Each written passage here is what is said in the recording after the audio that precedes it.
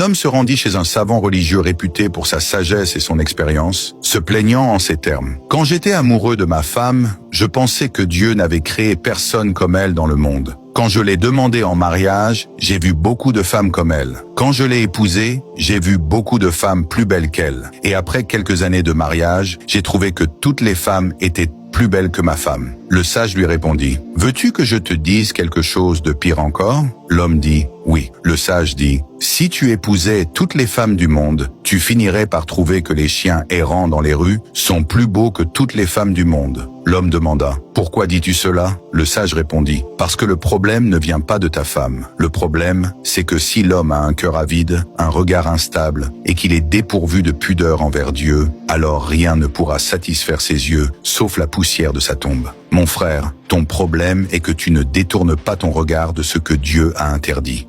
Tu veux que ta femme redevienne à tes yeux la plus belle femme du monde ?» L'homme dit, « Oui. » Le sage dit, « Détourne ton regard. » Dieu dit, « Dis aux croyants de baisser leur regard et de préserver leur chasteté. Cela est plus pur pour eux. Dieu est parfaitement connaisseur de ce qu'ils font. Ce que tu ne possèdes pas te semblera toujours plus beau et meilleur. Peu importe ce que tu fais, et quand tu l'obtiens, il devient banal à tes yeux. Sois satisfait de ce que tu as et ne sois pas égoïste, car tu continueras à courir après la beauté et les plaisirs de ce monde jusqu'à ce que tu entres dans ta tombe. Il y a quelque chose de plus beau et de plus sublime que tout cela, l'adoration de Dieu et les bonnes œuvres. C'est une délectation que seul celui qui vit pour cela peut connaître. Et n'oublie pas de prier Dieu pour qu'il embellisse toujours ta femme à tes yeux et qu'il t'accorde son amour.